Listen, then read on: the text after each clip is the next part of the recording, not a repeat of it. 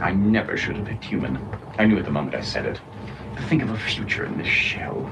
Forced to cover myself with a fabric because of some outdated human morality. To say nothing of being too hot or too cold. Growing feeble with age. Losing my hair. Catching a disease. Being ticklish. Sneezing. Having an itch. A pimple. Bad breath. Having to bathe. Too bad.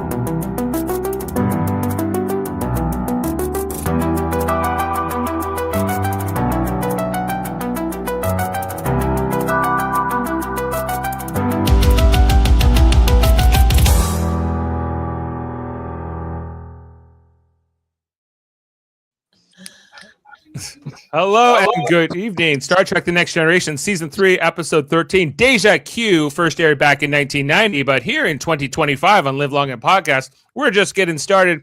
Whether you're joining us live on YouTube, Twitch, Facebook, or catching the audio version wherever you get your podcasts, our mission to rewatch every episode of TNG continues. One omnipotent trickster, one moral dilemma, and one test of humanity at a time. Now, here's the guy who watched Q fall from godhood, Picard wrestle with trust, and Data show what true humanity looks like. I'm your host, Dave Mader. And we have, once again, an amazing panel to break this all down. Actually, one of them still to arrive. Coming in first, he wasn't invited to tonight's panel, but he's here anyway. He's not here just reading the treaties. He's mapping the motives behind every maneuver, from Ottawa to Bre'el IV. He's tracking the quiet tells, and the moment diplomacy turns into theater, it's Adam Woodward. Hey guys, I'm happy to be here. Thank you very much, Marcel. Listen, hey, Heather, is this homage to Whoopi's hat? Yes, it absolutely is. Thank you for clocking that. I've got my sequins. I've got my flower. Guinan is serving in this episode, serving the finger to Q. For real. Serving his finger too. That's right. Yeah, coming on here next, she's watching Picard weigh trust against the tactics and wondering if the Federation's moral high ground can survive Q's chaos. Stylish and sharp as ever, it's Heather Narduzzi. Hello, hello. Really love this episode. Looking forward to chatting about it with all of you. And I just want to say, I can't remember if I've said this before, but in the intro, you really timed the guy with the music perfectly at the end. Well done. Thank you, Heather. Yes, I did. I worked on that for like longer than you would think, trying to just sync it up. Exactly. And I love the dress tonight. Looking great as ever. Thank you. Coming in here next, he's my old Academy classmate from Starfleet Academy, a community youth worker by day and a break dancer by legacy. Whether it's spinning on linoleum or decoding Q's antics, he's bringing the rhythm, the insight, and the heart to every conversation. His name's not Jaden, but he is an Iceman. It's Marcelino Frostflow DaCosta. He's going on. Good to be back. Thanks for having me. It's one of my favorite episodes. I think it's one of the best ever. So let's get to it. Yeah, let's get into it. Well, before we can, Marcel, we have one more panelist who looks like he just came in from the Calamarain, perhaps coming after him. He's our technologist and cynic in chief and a big fan of Q. And if Q's mortal biology doesn't add up or the continuum's logic doesn't feel too polished, he's already raising an eyebrow. And when the narrative looks neat, he's running the diagnostics. It's Jody Simpson. Hello, Dave. I'm sorry I'm late. It's okay. We had a lot of technical issues trying to sort out, so it worked out. Good work waiting for again? Jody. Yes. Well, or was it Adams? Jody, I wasn't even supposed to be here, but I heard you were coming, so I had to come on tonight. Exactly. Oh, well, you know, I don't know if I'm flattered or not, but cool. Exactly. Well, and of course, we are talking about the Next Generation episode Q, the 61st episode overall that aired back on February 5th, 1990, directed by Les Landau and written by Richard Danis, who did not write much. And I really want to get into that in fun facts, Adam, because I think it's kind of interesting that this is such an amazing script, and he really doesn't really write for Star Trek after this, but he did. Well, maybe he was like, listen, I nailed it. I don't need to write any more episodes for Star Trek. This was the classic. One and done. Yeah, masterpiece. Mic drop. Go. Hey, Trek Reviewer. Hi, Trek Reviewer. Hi, Brandon. Hello. Glad to have you all with us here live. So as you know, in this episode, Q is stripped of his powers by the Continuum. He's forced to live as a mortal aboard the Enterprise. And then like there's this whole other thing going on with the moon and like the planet and everything else, but that ends up not really mattering too much, as it's more about like the Calamarain.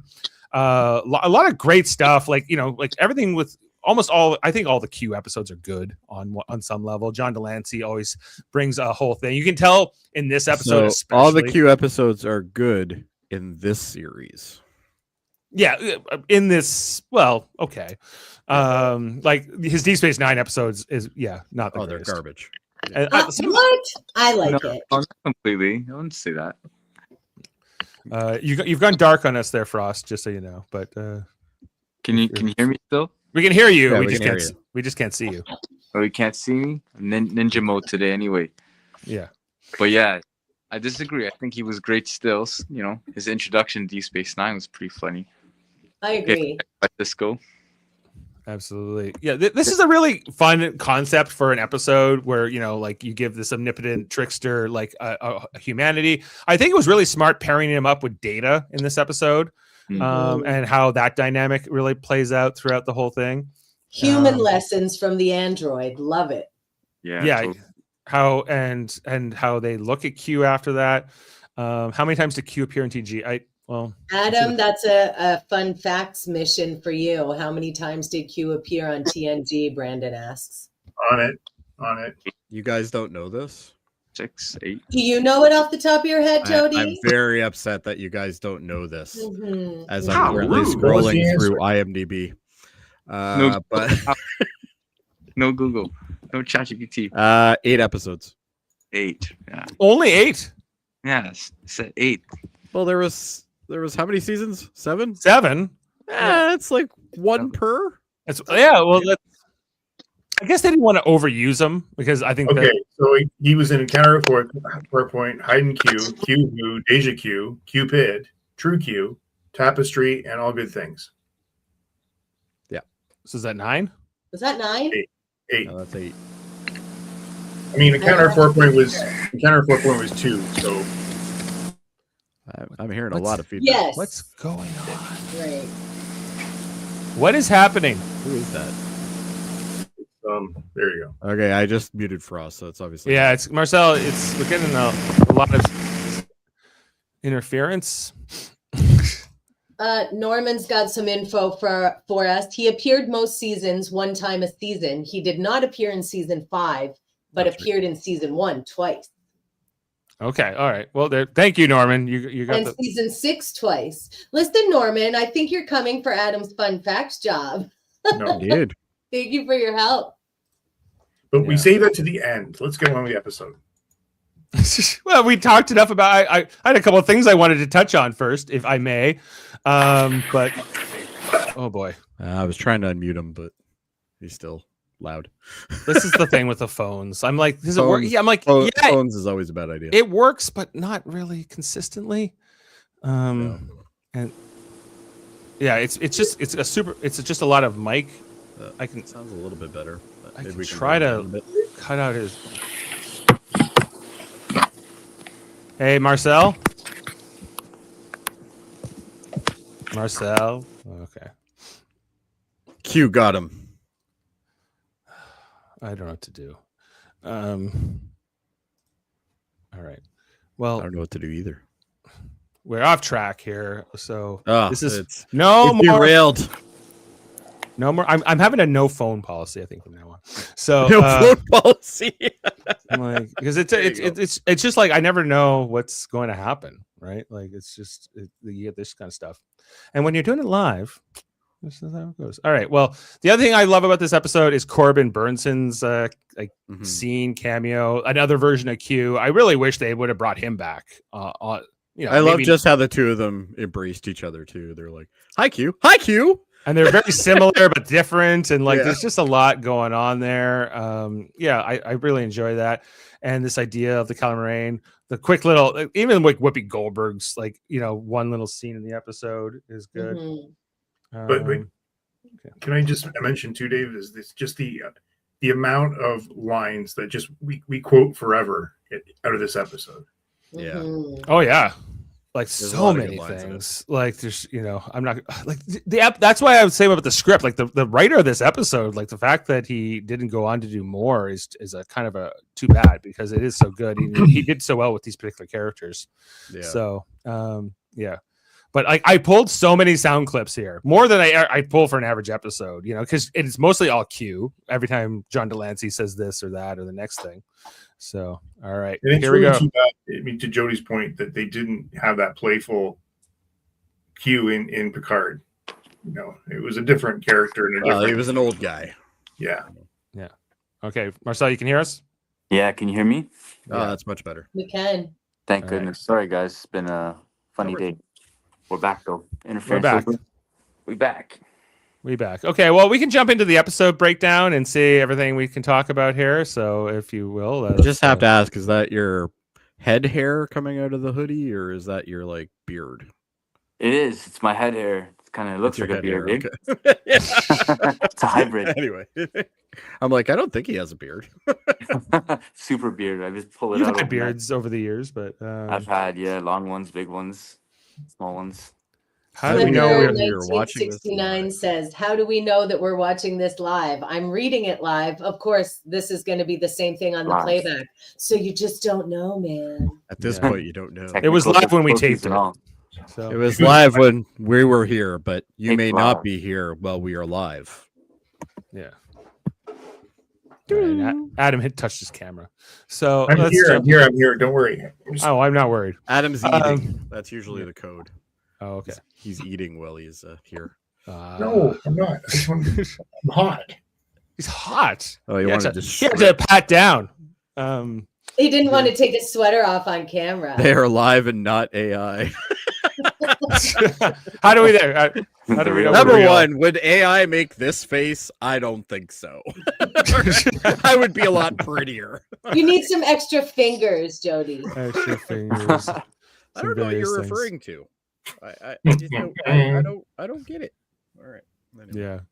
Anyway. All right. Well, with no further ado, let's jump into this episode. As we start off here, the Enterprise at a planet called Bre'el IV. The moon is descending from its orbit and threatening to crash into the highly populated world below. We get to meet these aliens, the Bre'elians, I guess, who are, I don't know, like fish people almost to me. Yeah, I feel like they were all dubbed or something. Their lines as well. I don't think they can really move their mouths that much in this makeup. No, so I feel like it was dubbed after. But so they're trying to save this planet. They don't know what's up with the moon. They just know it's out of orbit and it's going to crash into the planet, kill everyone, or really damage them. So Picard and the Enterprise crew are trying to work out the problem. And they try to get Jody on it. Jordy's got some ideas, but he mentions that it might not work. I love his metaphor here. It would be like an ant pushing a tricycle, a slim chance at best.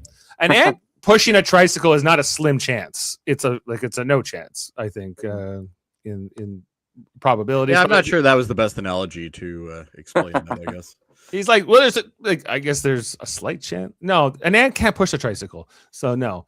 I don't think there was. But you know what though? This in itself is a good little story. Yeah.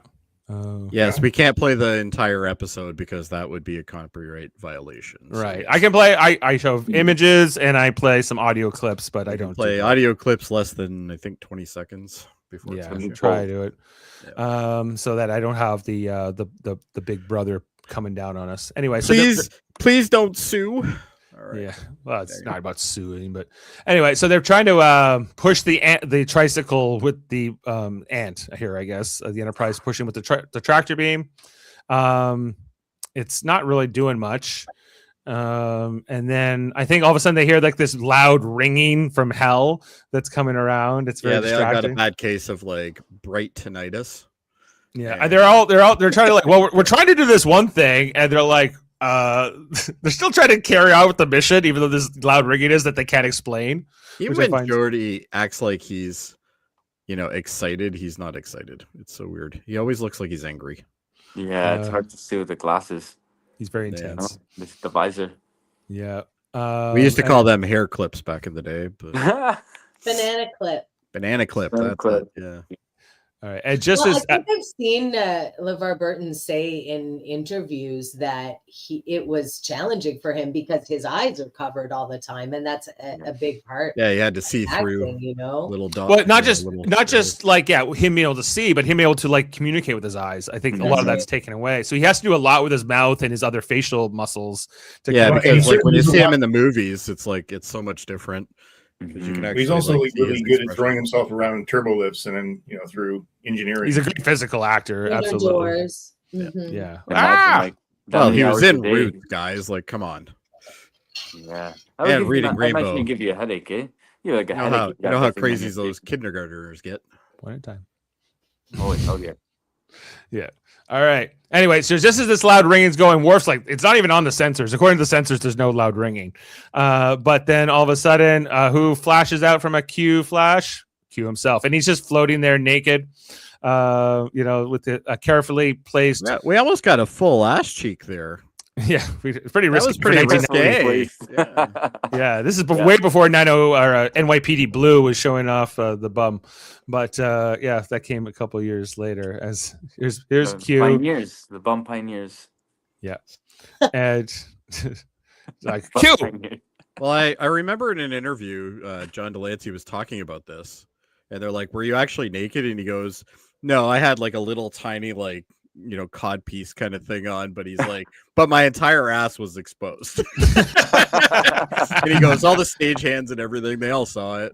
You just get like the flesh colored sock basically. Yeah, That's and what you apparently, like when they were like hoisting him up and all that, because obviously he was hoisted up, but apparently like a lot of people were just like they were just laughing hysterically, so like they had to shoot this scene like 1,000 times. That's got to feel good when you have to be naked at work and people are laughing. And people are laughing. Yeah, That's terrible. Exactly.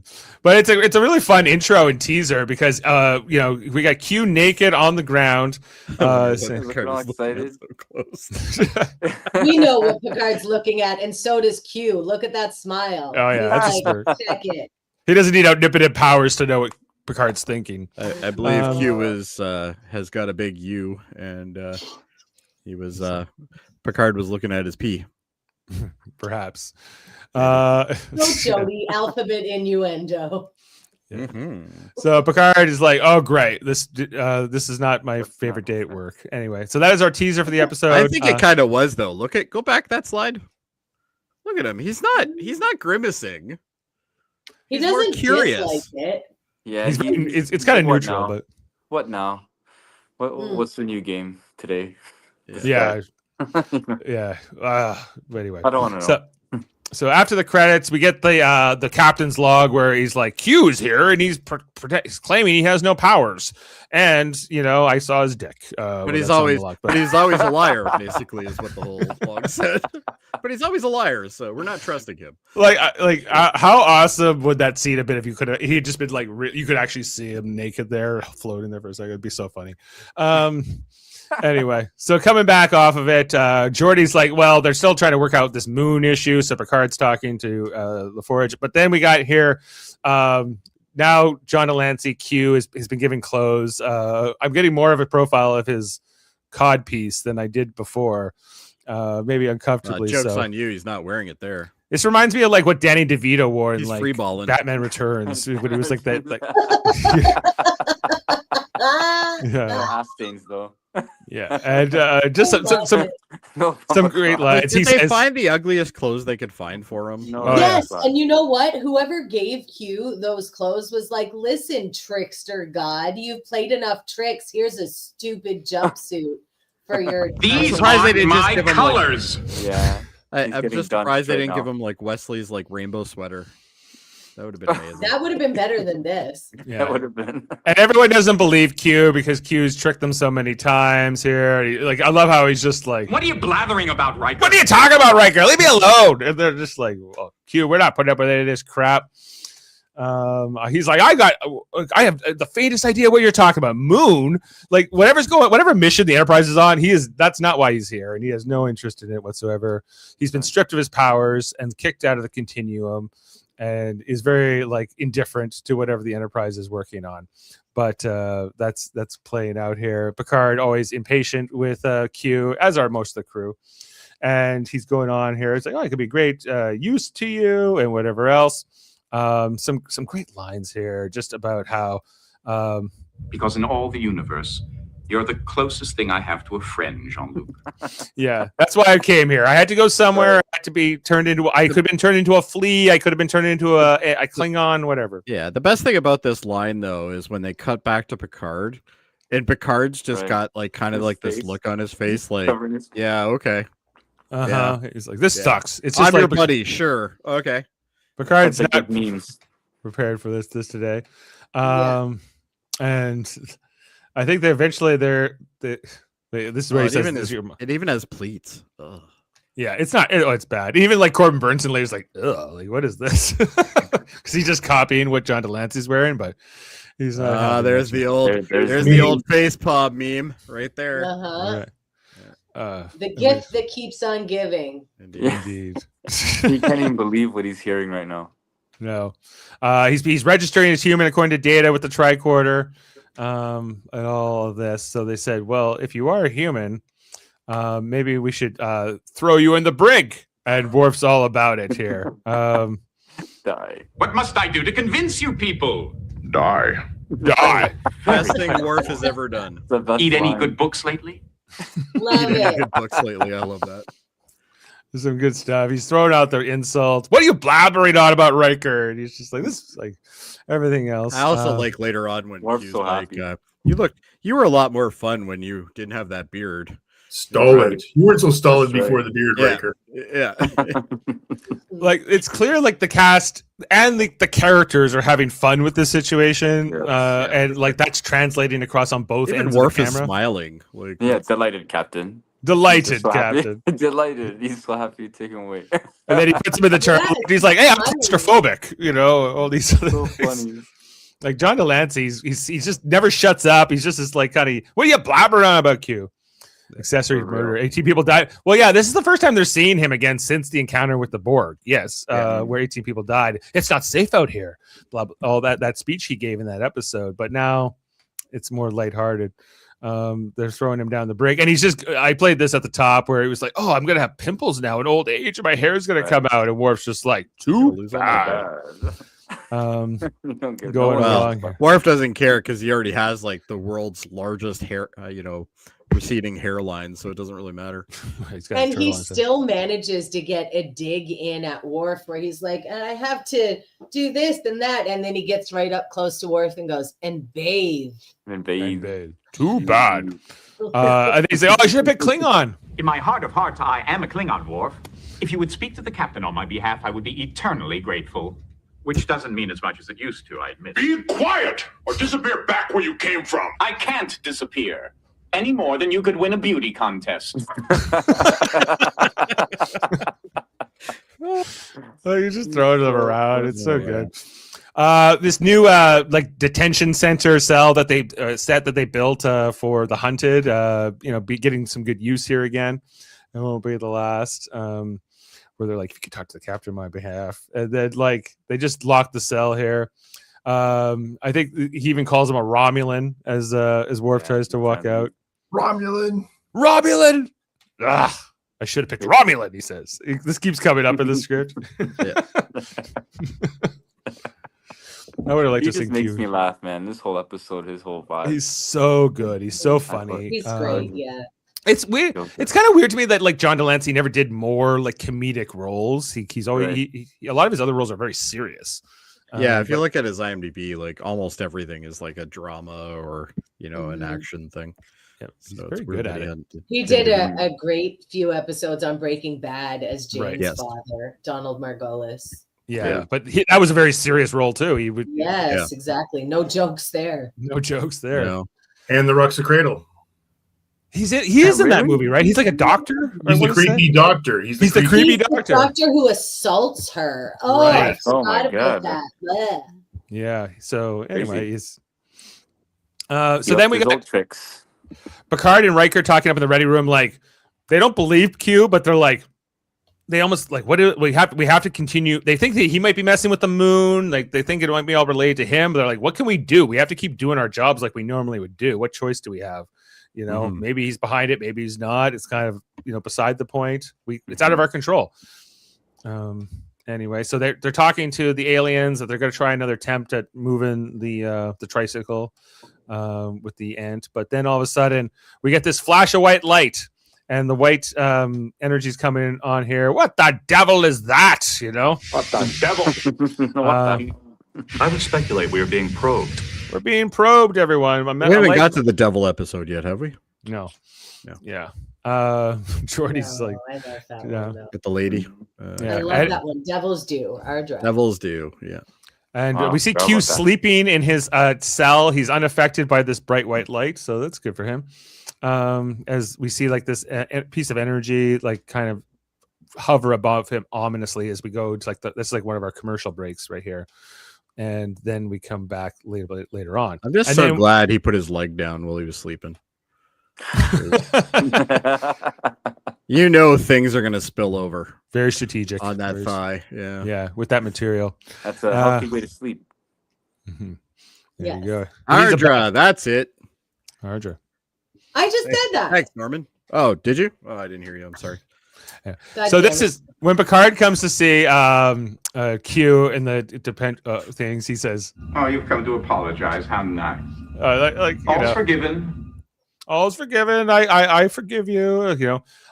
What's going on, Q? I need to know. Tell me what's happening. But how can I know what's going on? I've been in this dungeon of yours, alone, helpless, bored to tears.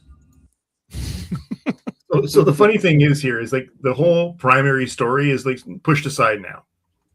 Yeah, it doesn't matter. It's all about Q. It's all about Q. It's all about Q. And they say, well, what was this white light? Everything else. First, they talk about his terrifying experience. I've been entirely preoccupied by a most frightening experience of my own.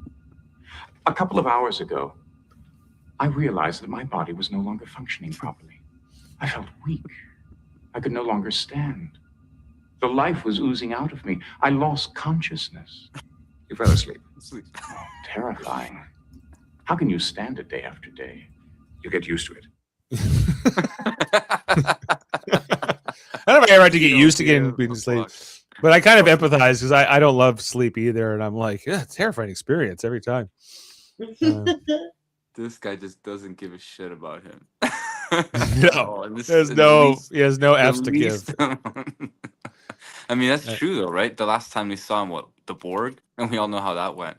Right. Right. So yeah, even Picard should be more cross with him in that sense, but they try and keep the episode light, I think, too. So anyway, sure. but as Picard's ready to walk out there, this is where Q's like, he runs into the force field and he's like, use me. Like I have all this knowledge. I have even on our powers, you can put me to use, in this puny mind. In this puny tiny mind. I can do something else with his IQ of One of the boys with an IQ of 2005. That's pretty high. So, so then Picard calls Data down to be the Q Wrangler, basically, and he has to watch. He's like, for the rest of this very important mission, where we could definitely use your abilities, Data, your job is to watch Q. And Data's like, okay, I'm on it. Could have been Counselor Troy. It could have been somebody else, but they give it to Data here. Perfect liaison. Yeah. He's not biased. Right. Because Data doesn't have that same animosity that the other crew members all do towards Q because he doesn't have emotions. And he can't be duped by Q with his illusions, right? If he's not telling the truth. But don't you love how Picard picks Data for these kind of missions, like, or these kind of guests?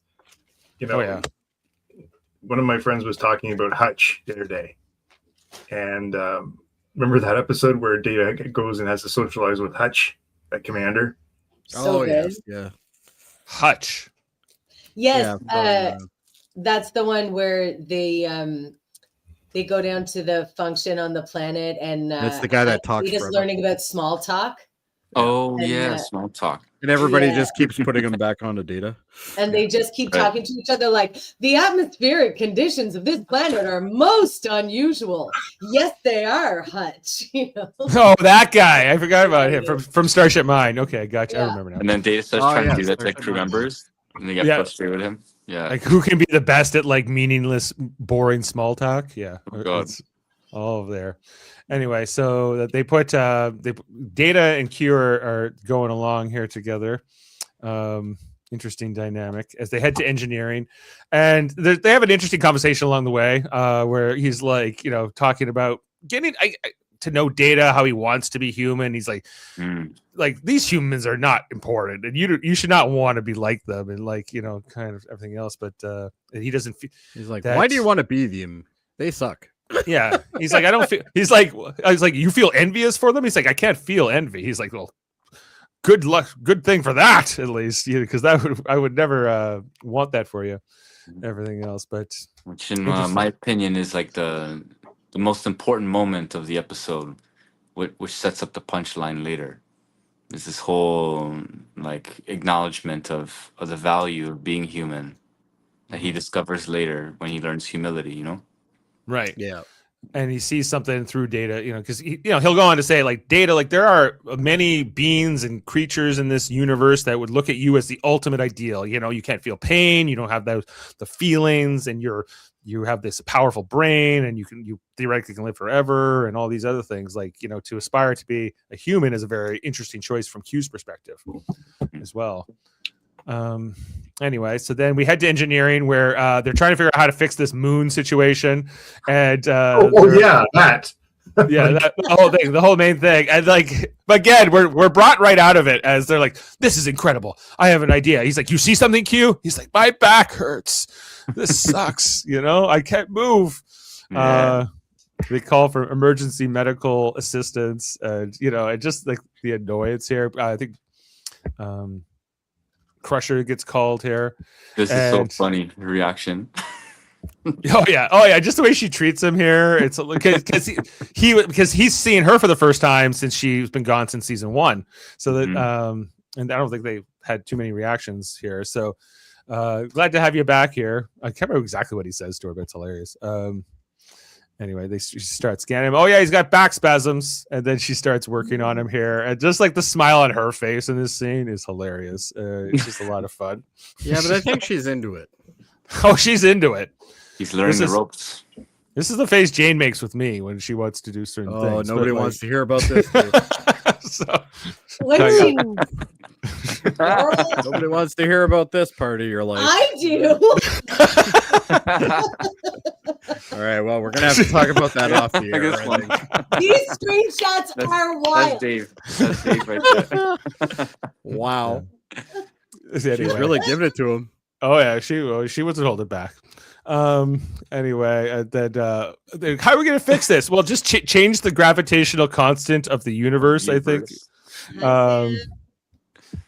Yeah, exactly. I love that. I thought that was so fun. Just change the gravitational constant of the universe.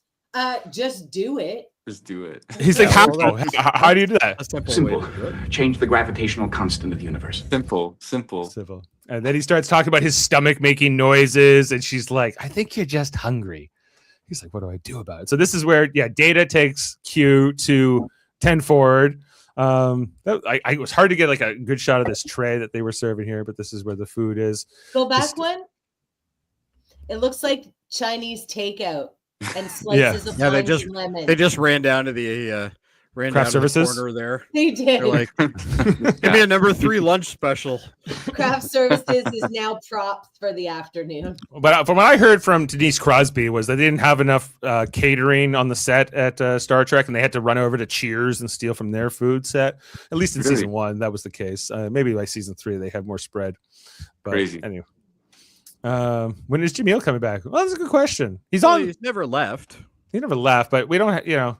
Jamil likes to come for the bad episodes in particular. Yeah, the last one he was on was Shades of Grey, and everyone hates that. Yeah, we're right. Like most of these TNG episodes are at least halfway decent, if not amazing. So yeah, I don't know if we'll see Jamil in the imminent future, but we'll see. Anyway, so this is the great scene here where he was talking about the chocolate sundaes. This has been one of my favorite moments here. He's like, well, what do I do? What am I supposed to eat? The replicator can make anything you desire. I'm in a dreadful mood. Get me something appropriate. When Counselor Troy is unhappy, she usually eats something chocolate. Chocolate. A chocolate sundae, for example. I have seen it have a profound psychological impact. I'll have 10 chocolate sundaes. Jeez. Never seen anyone eat 10 chocolate sundaes. I'm in a really bad mood.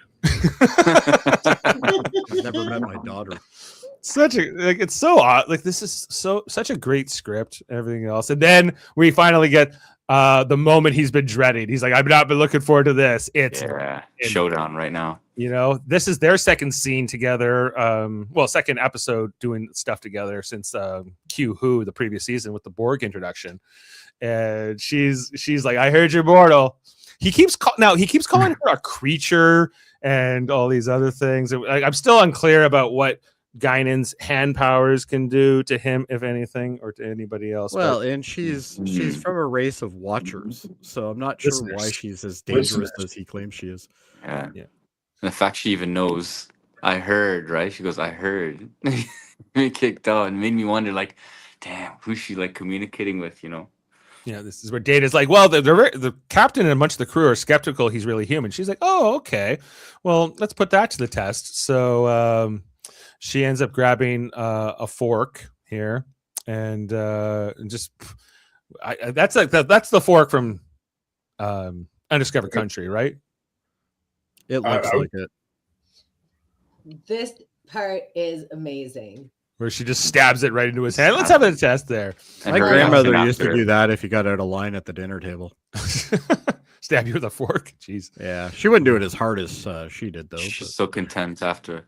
Just a little light stabbing to keep the children in line. Perfectly reasonable. He takes it pretty well, considering. Anyway, I can't believe Picard would make you part of the crew. And this is where she's like, this is the you're just one of the boys now here. All of those centuries of being omnipotent. I'm warning you, I still have friends in high places. Frightening one race after the other, teasing them like frightened animals, and you enjoying every moment of your victims' fears. From now on, I'll do missionary work, okay? He's turning over a new leaf. Give him a break. Such a missed opportunity to have him in Generations, though. He should have been in Generations with Guinan. Put them. That would have been interesting. If he's in the Nexus or something, because of course he could, right? Go there. But they didn't write any of that in there. So it turns out I'm going to start a support group for people who are abused by their grandmothers at dinner tables. Okay. Because Worldmind says my grandmother would whack our knuckles with the thick end of a butter knife if our elbows were on the table. Yeah, but do you put your elbows on the table anymore? No. Mm-hmm. Good work, He probably man. does it just a spider now. That's a Nova Scotia thing, for sure. Nova Scotia, you say? That sounds familiar. Mm-hmm. Anyway, the 10 chocolate sundaes are here, but Q has no appetite for them. He's not hungry anymore. My grandmother let me kiss the top of my head. Well, that's good. That's very nice. Then the next scene is all about this introduction of the Calamarain, where Worf's detecting like this weird signature here coming in, plasma storm. But they figure out quickly that there's like organized patterns here, and they identify it as a life form, but they can't like speak to it. It's like these swirling flows of plasma. Who wants to energy. speak to a big nebula-looking thing anyway? Well, I just thought it was a cool concept to introduce an alien species here that like Q can interact with all these other things that like Starfleet and like the Federation never would, and like that one would have a real beef with him. Makes a lot of sense because he says that earlier in the episode to Picard. You just dislike me, but others actually despise me. And this is one of those groups here. Seems accurate. As the Calamarain come right to 10 forward, everyone can see it coming on in as it just flies into the window, and it's Guinan who gives the name Calamarain. She's seen this before. Mhm. Every time they say the name of this species, I quiver at that episode of DS9. Yeah, Calamarain, exactly. Calamarain. Charmaine. I always think like calamari or something when they say it, but Charmaine. Anyway, when Q gets like grabbed here by them and like he's like almost phased out in some ways, where he's like somewhat transparent. Well, they're like pulling him. They're basically pulling him towards them, right? Right. They're trying to like pull him out of the ship. So Picard and Jody and all them have to get the shields up to try to compensate for this attack. He does some great little dances. Some just rocking. Yeah, he's got some moves. He's rocking. Data tries to help him. He gets kind of electrocuted here as he's trying to assist. But just then they get the shields up. They're able to kind of block the Calamarain. And with that, John Delancey just collapses here. And this is much more intense for him than the fork in his hand a moment ago. This is like he's never experienced this kind of trauma or pain or whatever. Well, he's never probably felt pain before. So and Guyan's loving every minute. And she's loving it, guys. She's so content. I'm gonna say. Well, somebody said earlier, I think something like sadistic or something like that. I'm like, yeah, Guinan is kind of sadistic. She likes to see just desserts. She takes some satisfaction, and she knows more about Q than the Enterprise crew does. She knows more about what he's done, and she has told us like not all the Q are alike. Like some are almost respectable. Like this Q, not so much. He's more of like the shit disturber, even amongst his fellow Continuum members. And he's responsible for her race pretty much depleting, yeah? Well, no, I don't think so. The Borg did that to her. The Borg did that. Like, for the most part. It was the Borg, but like I think somewhere in the lore, she's saying how he's connected to that in some way. Because they got some serious beef in relation. Well, they got some serious beef. If it's related to the Borg attacking her planet or not, I'm not 100% sure. Like, but I always thought that was kind of separate things. But they both knew about the Borg. Like Adam, we need to get on that. There might be some why she's so gripey about it. Yeah. Anyway, so then sometime later, we got this conference here in the observation lounge. We can see like Q's hand shaking, it tremors. He's so scared. Right, he's like, "Oh, these Calamarain." Well, the problem with these guys is they have no sense of humor. Like something they like to dance. Yeah, it's so weird. Like this is what you like to do. You torture them. You torment them. One creature's torment is another creature's delight.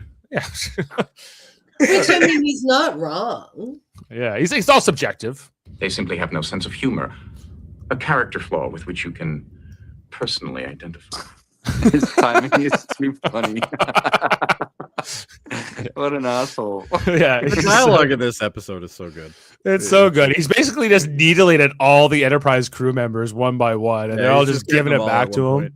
Yeah, it's maybe my favorite interactions with them because he's so vulnerable. He can't just like snap them out of existence. All they can do is bounce off each other. Yeah. John Delancey's so great here. I agree, Sam. And this is where Data Picard puts it together. He's like, you knew this was going to happen, You're very smart, Jean-Luc. You're very smart, Jean-Luc. But he's like, I knew you would be the one to save me. But I know human beings. They're all sopping over with compassion and forgiveness. They can't wait to absolve almost any offense. It's an inherent weakness of the breed. On the contrary, it is a strength. Yeah, like saying like humans are so eager to forgive me. It would be so eager to like upstand for their morals. A lot of other species might sell this guy out. It's like whatever, Q, you suck. See ya never. But then Data said like Q did contribute some great ideas in engineering, like changing the gravitational constant of the universe, which of course is impossible, but it did give Jody this other idea of what might be possible. And Troy's like, oh, well, we got a fan for you here, Q. And he's like, I'm not a fan. Data says, I'm just stating a fact. He did help us. Got the advocate. The advocate. The advocate. The advocacy class we took 20 years ago. That's right. That's right. So they call, to Jody down here to see if they can move things along and get Data helping, or Q helping Data. So they go to their next mission here. This conversation here with Data. Sorry, does anyone remember this particular conversation with this? No, it doesn't matter.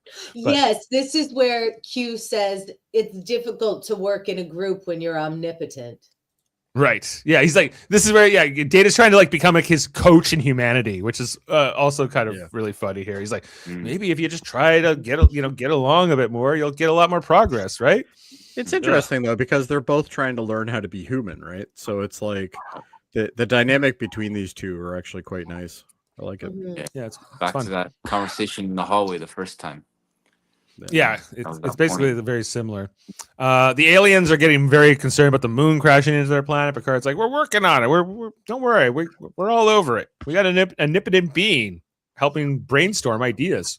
So how could that go wrong?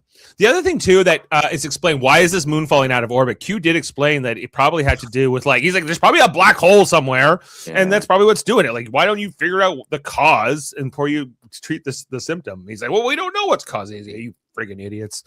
Let me come in here. So as Jordy's preparing for his next attempt, this is when Q shows up. He's like, okay, everyone, who wants to all listen to my greatness, my ideas here? And Jordy's like, I'm putting you on warp field monitoring duty, basically. Oh, this is awesome. Yeah. He's like, what are you talking about? You can't. Waste of my talents. Yeah, waste of my talents. He's like, no, it's a perfect use of your talents. Everyone else knows what they're doing. Help me or get the hell out of here. And Q's not like, okay. Right. And Data's like, he says to Data, Q says to Data, who does he think he is? And Data's like, he thinks he's in charge, and he's right. So figure it out here, Q. The commander. Commander for a reason. So they start this next attempt to put the warp field around the asteroid so they can move it. They're like, okay, this big operation. And Q is so bored by the whole thing. He's like, who cares? They're like, warp field status. He's like, I don't know, 217, whatever the hell it is. He's so bored throughout the whole. Even when the Enterprise is nearly crashing into the planet, he's still bored. That's coming up in a moment. Like here. A teenager. Yeah. Well, the Calamarain, they have to drop their shields in order to use their tractor beam. So the Calamarain are kind of opportunistically waiting nearby to make their next strike as they're doing their thing. And then, this is where Q's like, who do you think you are talking to me like that? He's like, get the hell out of here. And Data's like, dude, shut up. I really highly, strongly recommend you cooperate. It's for your own good and for all our goods. Like we can actually accomplish something here. And Q is willing to listen to Data, which is interesting too, right? He's responding to him. So he just kind of sits down here and pouts and goes back to whatever he was doing as they continue this like crazy mission. They hit the impulse engines. They're trying to move it along. It seems to be kind of working, although Q says like, this will never work. This is pointless. But he's like, you don't know what this ship can do, mister. I'll show you. And the Enterprise is nearly burning up in the atmosphere in the process. Here's where Q is just like kind of like this is as the ship is nearly going to burn up. He's just like got his arms crossed behind his head going back here. And just then the Calamarain make their next move as they flood the ship with this white light. They're going right after engineering, Worf says. And they're here for Q. They're here for their revenge as they kind of grab him up in the process. And it's all because of Data. What a catch. MVP grabs him here at the risk of his own life. He gets enveloped in the field as well. And just as Jody, buying these couple seconds is just enough time for Jody to kind of save him in the process as they all fall down here. And Data is somewhat hurt in the process. So someone later, like their Data's head's been broken open, and Q's like, he's fine. What about me? Like, can't you figure this out? But It's always interesting when they're treating Data medically because Dr. Crusher tries to do best she can, but she kind of needs Jody to do a lot of this because he's a machine. Whatever, I guess Riker is just here from a concerned point of view, but there's like this one moment where like Crusher's like, get the hell out of my sick bay. Like, it's too many people. It'd be great if you all moved along here. And there's this moment like of profound change here in Q where he's like, why would Data do that? Why would he save me? He's like, can't believe that Data would make that choice. Right. Anyway, gets taken away by security officer here. And there's a part here where Jody says to Riker, like, protecting Q is not worth it. It's not worth Data's life. It's not worth the life of the ship. It's not worth this whole planet. You know, it's kind of a cold moment here from Jody LaForge, but he's not that very sympathetic in protecting Q at all costs. If you end up killing millions, billions, whatever this could result in, right? But I don't know. Riker just kind of goes, okay. I'll talk to the captain, I guess. Whether he does or not sure. Later on, Picard's contemplating drinking tea, and this is where Q comes to see him. It's like, why talking about Data? Like, why would he save me? Like, I wish I could say I could do the same thing for him. And that he makes a terrible human. He's even feeling ashamed. Yeah, this was a good. It was a human moment here. Very human moment. And as Q's talking about it, like Picard does explain why Data would do so, but he's also just very much over Q. He's just can't wait for him to leave. He's like a house guest. He sips his tea after like that little monologue. He's just like, glug. None of my business. Yeah, I don't fucking care. I don't. Yeah, he has no F's to give. He's like, this sucks. Like, I'm trying to get a job done. Watching him. These guys eyeing him. So Q comes to see Data in sickbay. Data is somewhat better, but he's not able to talk yet because they're still getting his language circuits going. And he's like, hear this, android. You make a much better human than I do for whatever it's worth, because Q has realized that he doesn't want to go on like this, but he knows that the Calamarain are going to pursue the Enterprise until it's destroyed. So he can't allow them to him. He's going to sacrifice himself in this way. So he heads off, and he's like, where's the shuttle bay? Deck 4. Now we never get to see that main huge shuttle bay. No, like the one we see often in the show, it's like the smaller shuttle bays that are all like lower down in the neck, right? But the big one on Deck 4 is massive.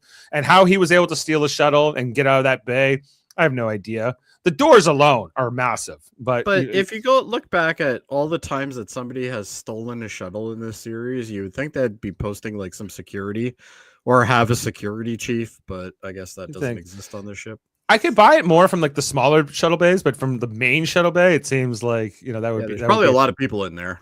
A lot of people bought a lot of shuttles.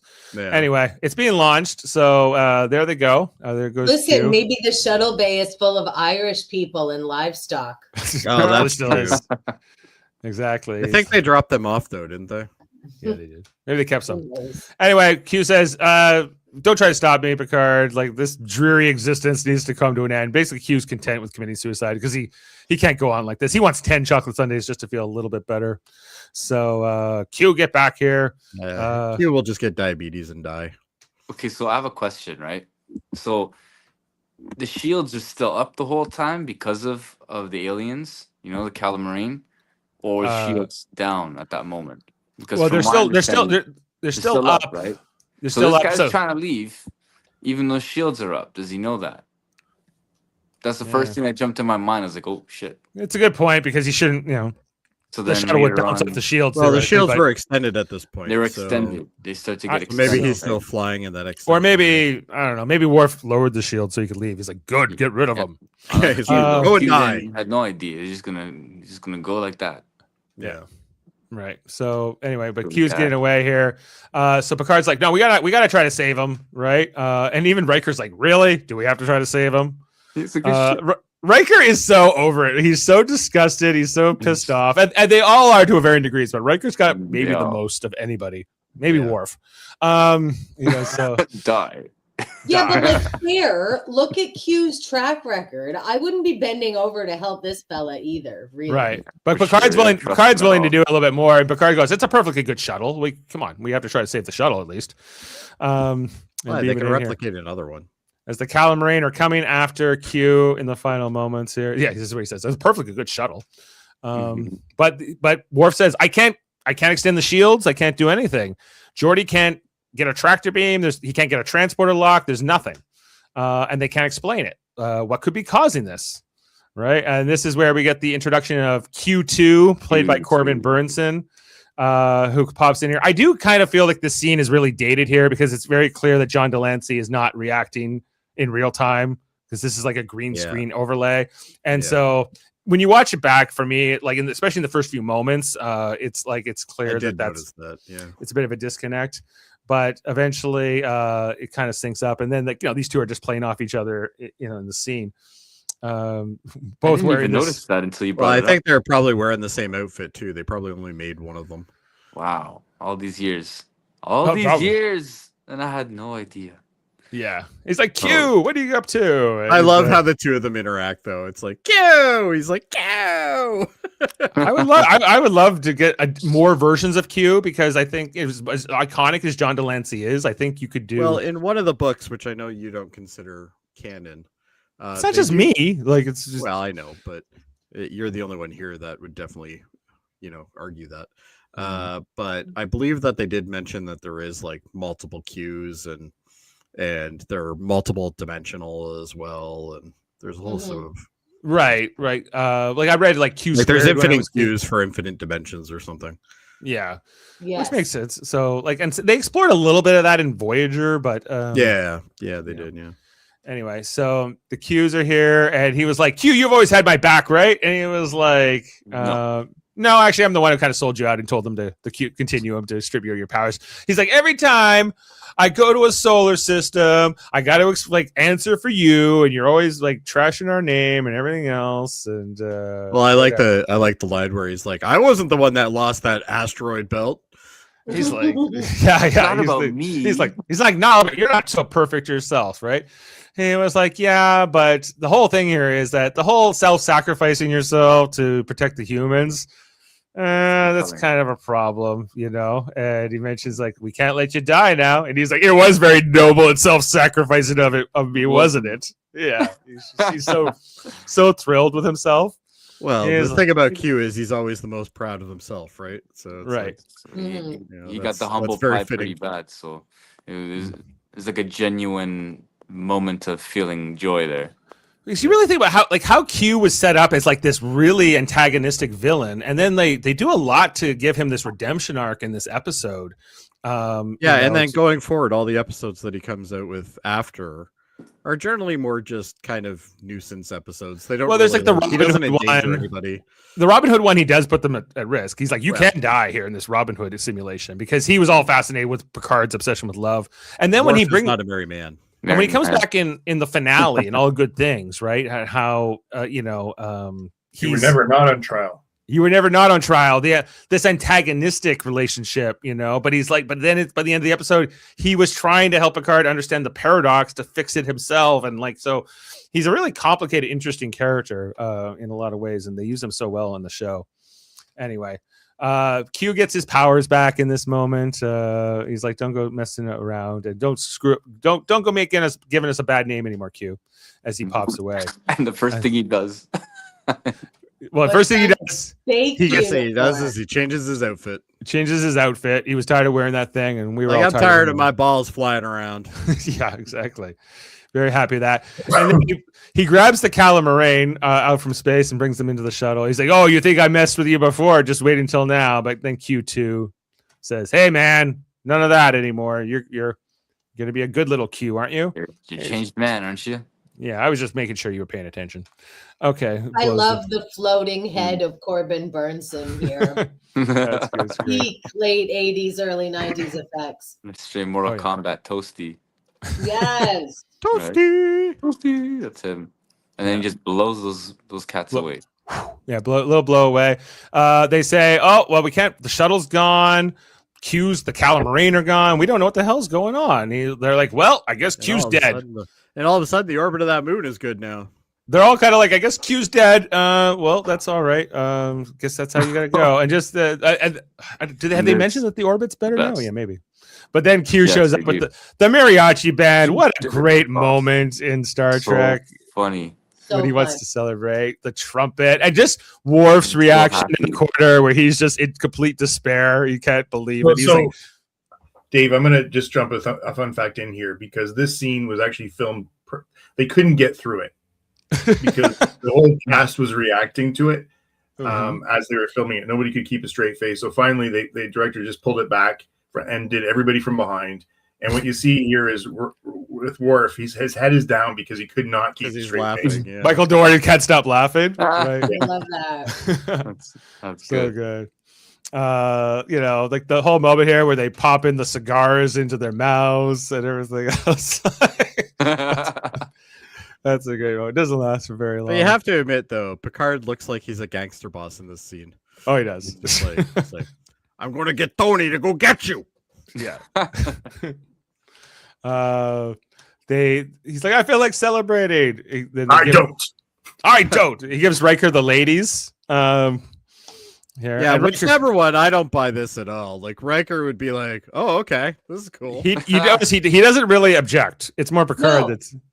Riker is all about consent, and Q put these women here out of nowhere for him. Riker's like, "Listen, bud, I can get my own women." Yeah, it's like I can get. Although this blonde's hair is amazing. Oh, it Love is hot. Yeah, she looks good. You were so stoic before the beard. Like that's a great line too. Yeah, you were. So then Riker's like perplexed by that comment too. He's like, what? Really? Puts the ladies here with Worf, and he's less objective. Worf's like, you don't have enough ridges. Can we just you'll get broken. Look at? Oh, I already am. The brunette's half cup. Like that is a lot of under boob for late 80s prime time, y'all. Yeah, if you look at the cleavage going on and the side boob going on over here on the other side there, that's pretty crazy. Cleavage is one thing, but under boob is very racy. We got like partial nudity. We got John Delancey's partial butt showing and everything else. I know this show is very risky episode. Let's go. Absolutely. But yeah, Picard's like, I'm done with this. I don't like it. So they put the best. He's like, all right, take the whip. But then he leaves the cigars in their hands. Cigars. Yeah, they still got the cigars, everything else. And he's like, like, lighten up, guys. Celebration time. He reveals he got his powers back, and then he goes, "Oh, Data, I got a present for you." He's like, "Don't make me human." He's like, "Oh no, I would never curse you by making you human." I'm never gonna do that to you. That's a great line too. He's like, here's a little parting gift as he vanishes, and we got the great laugh here from Brent Spiner. Data. So great at just overdoing it though. Like, yeah, he's just so good in this episode for that. And they all get to watch him just crack up, and he's like, "We think it's over," and then he keeps going. Oh, it's a really endearing moment. Still holds up. Even Troy's like, "That was nice," Yeah. You see Data's feelings there. I was just gonna say the same thing. I wonder if she felt that. Yeah, if she could actually, feel his emotions, because we know when he does get the emotion chip later that she can, or when Lore does have the emotions, she can sense emotions from androids. How I don't know, but it's all good. Jody unfortunately puts an end to that laugh. He's like, "Why are you laughing, Data?"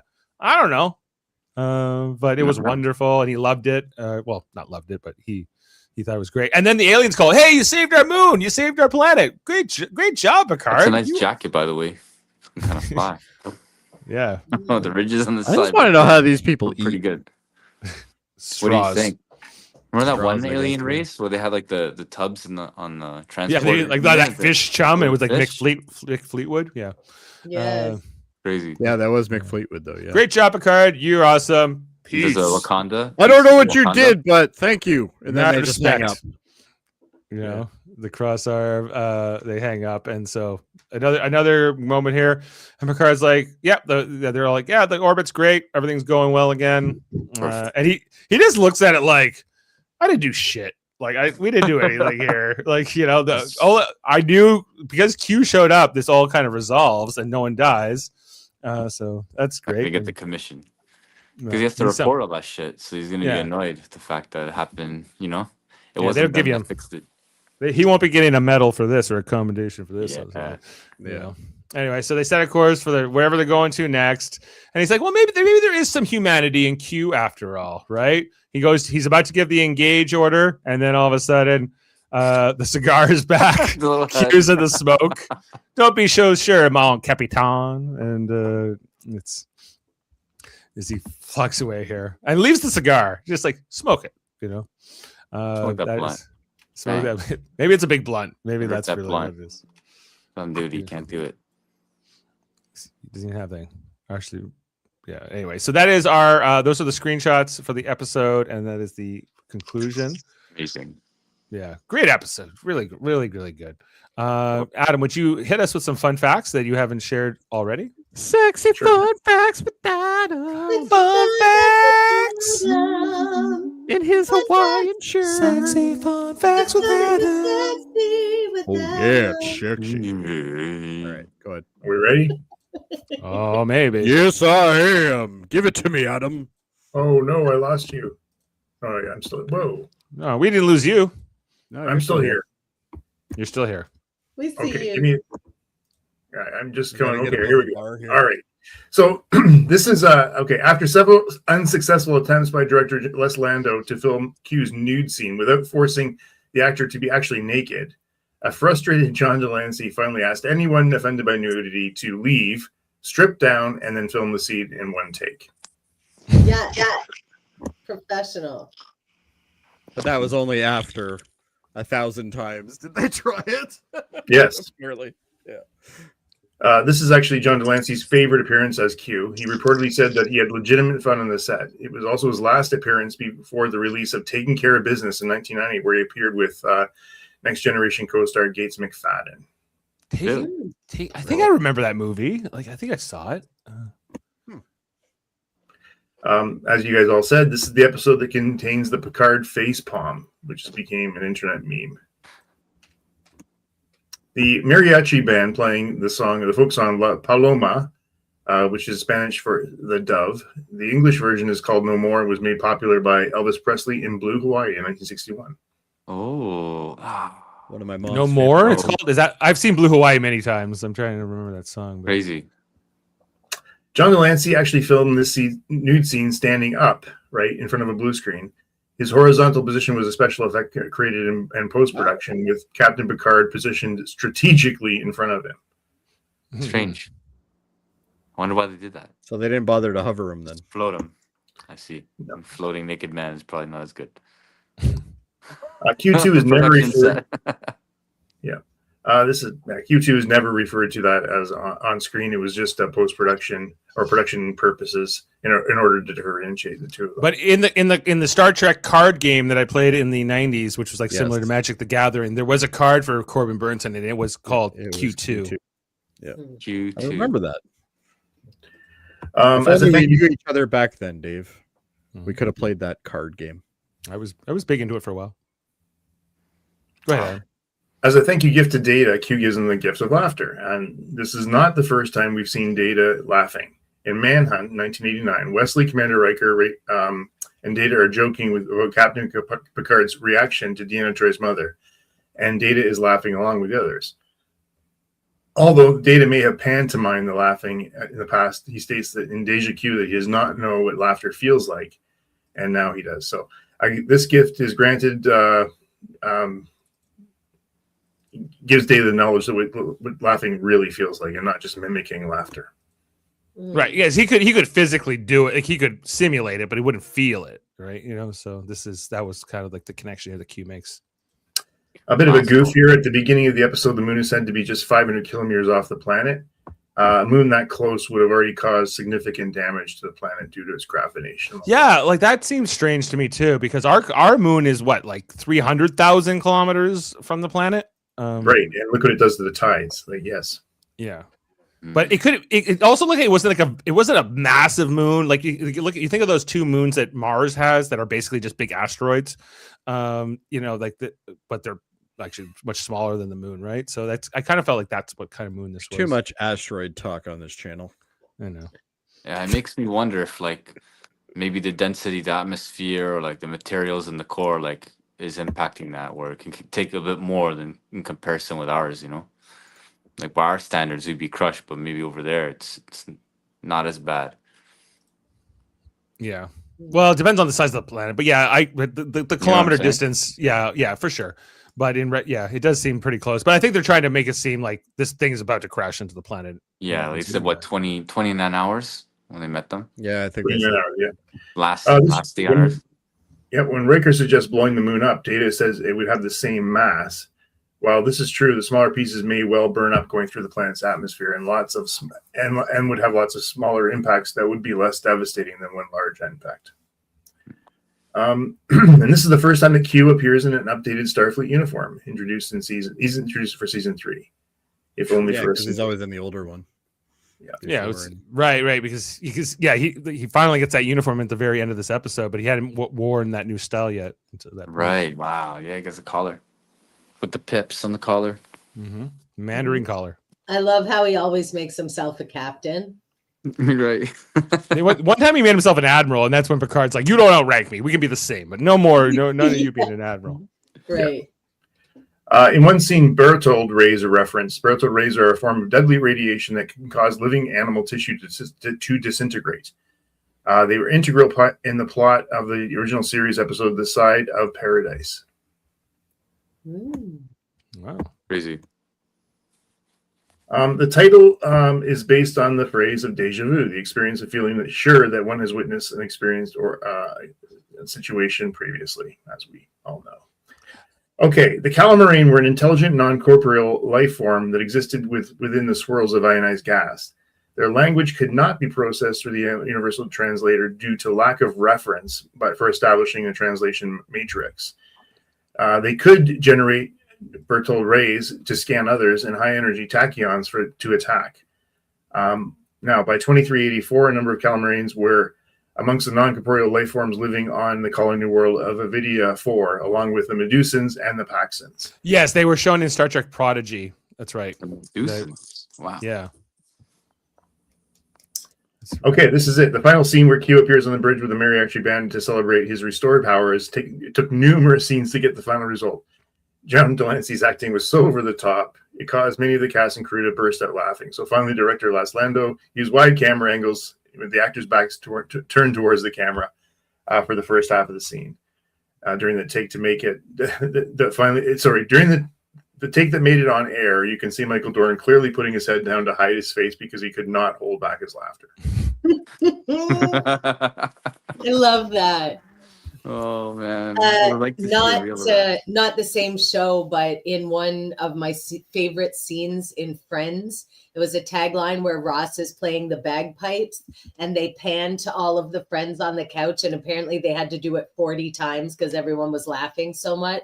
And in the take that they ended up using, you can see Jennifer Aniston laughing, but that everybody else had their best straight face on, so they ended up having to use that. So I imagine they were in the same predicament here. Like Dorn put his head down. They're like, everybody else is good enough. We'll just cut it, print it. Let's go. And when you're a director, you have you're mandated. You have to shoot like 10, 15 pages a day, or they fire you basically. Yeah. So he's like, all right, this is how we're getting through this. And this is it. That's what we're doing. We're running out of time. And it real costs money, so it's just like they're stressing out. Exactly. Okay, and let's wrap up the fun facts. And was there anything about why Wesley Crusher is not in the episode? No, there was not. Okay. All right. Well, thank you for the fun facts there, Adam. We've got a note from Sam. I've got my 2025 YouTube review, and you guys were my #1 channel. Nice. Thanks, Great. Sam. You're our #1 fan for sure. Awesome. Top badge, of course. The TNGs were, we're glad. I remember when we weren't doing the TNG reviews during, I guess it was Strange New Worlds, and Sam was like, when are you coming back with TNG reviews? Sam's like, I don't want to watch that. I want to watch showed up for 5 minutes and then left. Yeah. And Sam also said here, we are only halfway through season 3, and the best is yet to come. Absolutely. So true. But this is one of the best ones. And with that, there is some crappy ones though coming too. So we're gonna. It's all bangers from here on out. No, it's not. Not all bangers, but a lot of them. Let's review this episode. Give a rating. When I watched it, I was blown away by how much I enjoyed this. Again, It's a fun, good episode. It's so much fun. I really enjoyed it. I'm like at a 9.5 on this episode. I think it's got a bit of everything. It's a funny episode, but it's got some really important moral stories and some human moments. So I'm strong on it. Jody, I gotta give it a. I gotta give it a 9. 9 from Jody. Adam. Oh, this is a solid 10 for me. I love this episode. Still good. Yeah. Heather. Yeah, it's a 10 for me too. No notes. Love it. Nice. And Marcel. Yeah, same here. 10. Wow. 10. All right. Well, that's from back then. It's all damn near perfect score at 9.7. Me and Jody bringing it down slightly, but that's okay. It has an 8.5 on IMDb, which for IMDb is very high. I don't think I've that's damn near unheard. Only the Measure of a Man so far has a higher rating, and I think that's it. That's probably and it's got actually a lot of it's got 4,800 reviews on IMDb, which is a lot. Yeah, Q Who is another one that's very highly rated. Sam's asking, we're halfway through season. What's the top 5 of season 3? So far, I guess that would be definitely this episode now is number 1. Then we have the Defector.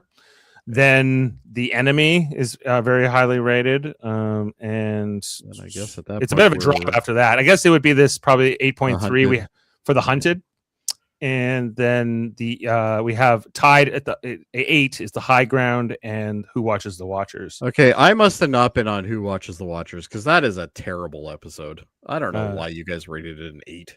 I like that episode, Jody. Because you weren't here to talk shit about it, Jody. I see. I didn't convince you guys that you're wrong. Okay. All right. Well, speaking about the rest of season 3, so yeah, this has but strong rating here for tonight. Looking ahead to the next episode in the lineup, an episode we're familiar with here on this channel. It is A Matter of Perspective is the next time when season 3, episode 4.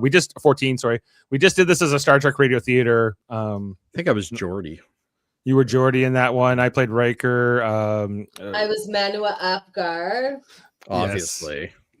Yeah. I spent so much time doing my hair to look like hers with the big like curls and swirls. And then I remembered on Radio Theater we have the script up. Yeah, it's little tiny you.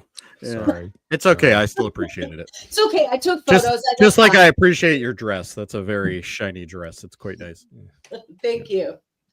So I really love that episode myself because it's like I love Law and Order and courtroom dramas. He says I'm right, which obviously this is a man that knows what he's talking about.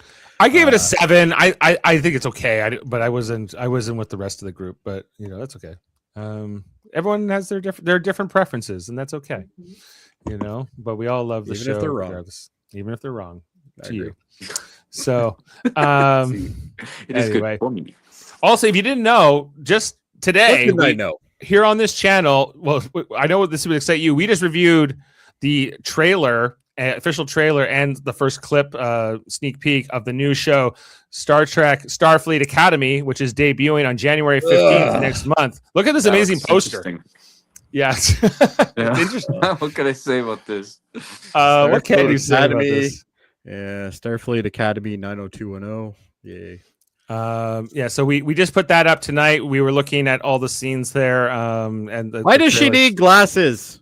Because, we talked about that. Maybe she's got that Captain Kirk allergy to Retinax. But she specifically puts them on to look at the monitor or whatever with the crew members there. What does she do normally then? Does she just wing it? She winces. She squints. I can't read anything on this display. Somebody tell me. Yeah, so, but Adam liked what he saw, Jody, but he did not like the poster either. Jody, I said that poster will never be on my wall ever. Is a Klingon happy? He's a medical Klingon. Apparently, he's a what? He's a medic. He's like a doctor Klingon. Oh, fascinating. Yeah, I think that was it. They should have just called this Star Trek Feelings. That's all this is going to be. There was a lot of fear. You can eye roll all you want. You know damn well this is going to be garbage, and you don't want to admit it. Hopefully, we get surprised. Yeah, maybe you'll be surprised. Like they were all optimistic and open-minded, and I'm so glad you guys were optimistic because we all know how well that's gone over the last. Jody, I'm tired of being on the dark side. I need to come back. And this is the hill you decided to go on? No, right. But this is all we got. This is all we have. No, you can just rewatch a better series. Again. Like this one? Yeah, like this one. But you can't unsee this part. When you look at the poster and then you look at this old 90210 image. He's very upset. Stop making him look Wow, crazy. Right? I knew that looked familiar. Yeah, like this whole thing. You already know what's going on. Yeah, big drama. That can't be a coincidence. That just I hated that show in the 90s and the 80s, whenever that was on. I can't stand that guy. The 90s. The 90s. That was the 90s. No, they didn't know yet. They didn't know yet, and so it was. They got to figure it out. Actually, what year did 90210 start? Actually, I'm curious. It was the 80s. No, it was the 90s. No, it was the 90s. It was like 92. The original show, like, come on, like 1990. It came out this year. It came out the same year as this episode Deja Q that we just talked about. If you think about it, so 1990. Wow, fuck. Yeah. That poster looks like a bunch of college kids hanging out in Dolores Park or something. Yeah, well, Starfleet Academy campus.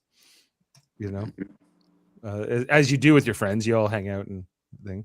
902 is inspired by the better show Degrassi. Well, that's true too. Yeah, the Canadian version, which I was a big ass. I was a big Degrassi Junior High fan. Absolutely. The original one. Yeah, the original. Degrassi Street.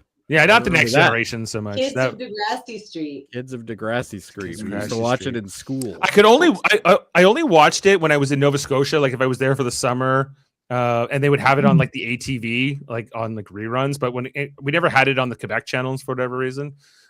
So anyway, because it was English. We had les enfants de Degrassi, like on n'écoutait pas ça. She just solved everything for you. True. Well, we had now you know. We had English channels in Montreal, but I guess we didn't. No one was covering that channel. So. You guys are so young. Yeah, some of us more than others, but you know, it's all good. Actually, I think Marcel and I are. Stay bitter. I might be the youngest on the panel tonight. I think you're like 10 minutes older than me, Marcel. So, yeah, I'm a little older than you. Yeah, a little bit, not much. 43. I'm 42 still. I will be 43 in March. So okay, so close. Pisces Dave. I will not be Pisces power in March. Absolutely. All right. And is there anything I forgot? Oh, and then tomorrow night on our Super Mario Bros. Podcast, check out our Survivor coverage for season 49, the Dice Cast. I'll be on there. Maybe Jameel Robinson will be there. Maybe season 49 coming up on 50. Are you excited for 50, Adam? No. Yeah, well, they have like 8 seasons a year. Like two seasons a year. Whatever. You know, we got all returning players next season. It's very exciting. You know what? If you're happy watching it, Dave, I'm happy for you. Good. It's all about. I like to study humanity and social dynamics and what people do. Scripted humanity. It's not scripted humanity. It's unscripted TV. Stop ripping on Dave and his little surviving show, okay? He likes his little surviving show. Yeah. It's so cute, that little surviving show. Exactly. Well, all right. Well, with that, we'll leave you with a quote from tonight's episode, and we'll see you next time. Thanks to Heather, Marcel, Jody, and Adam on the panel, and we'll see you next time here on Live Long and Podcast. I can do anything as little trained minions can do. The captain is merely concerned with your ability to successfully interact with his little trained minions. Beam up some Star Trek content with Live Long and Podcast. A roundtable movie discussion with Hey, did you see this one? And take a peek into the darkness with Heard Noise, Must Investigate with Michael Chan. Watch us duke it out on trivial debates. And let's chat about TV with the Super Mario Brothers. It's all here on the United Federation of Podcasts.